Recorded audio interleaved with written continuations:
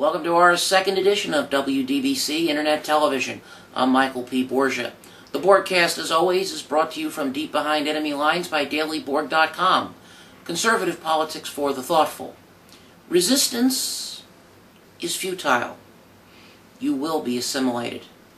Recently here in the collective, we've had the opportunity and felt the urge to go take a look at the electoral math to try and calculate what type of turnout model would be necessary to bring victory for Christine O'Donnell and the Republican ticket come Election Day. The numbers are daunting. In Delaware, Democrats outnumber Republicans by a 3-2 margin, about 279,000 to 181,000. Now, the good news is if you mix independents and Republicans together, you do get a majority. So a Republican victory is not impossible, especially with independents almost functioning as de facto Republicans this year. So what type of turnout model would it take to bring victory for the O'Donnell campaign and thus make victory much easier for the Republican Party down ticket? Well, what we figured is that if Democrats turn out about 30% of their base, Republicans have to turn out about 50% of theirs.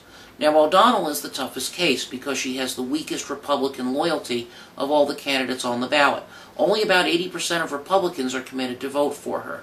So, let's look at the Democrats first. And let's say that they turn out a typical off-year election number of about 30% of their eligible voters.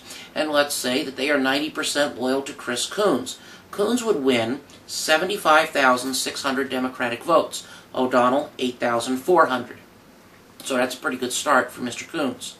Now let's say that the Republicans turn out 50% of their voters.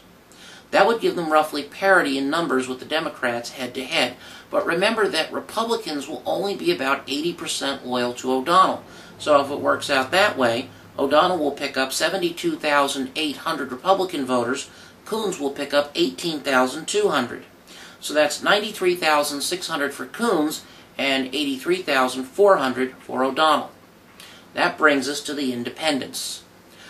Now, let's say that independents turn out somewhere in the middle.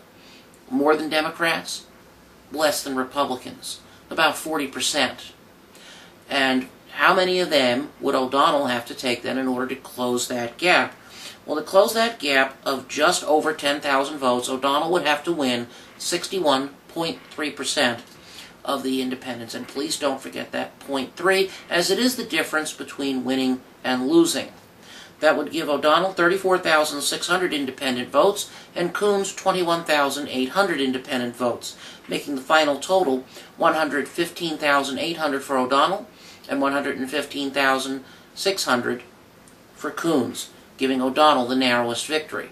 That makes life actually a lot easier down ticket for Republicans like Glenn Urquhart, who have about 90% Republican loyalty.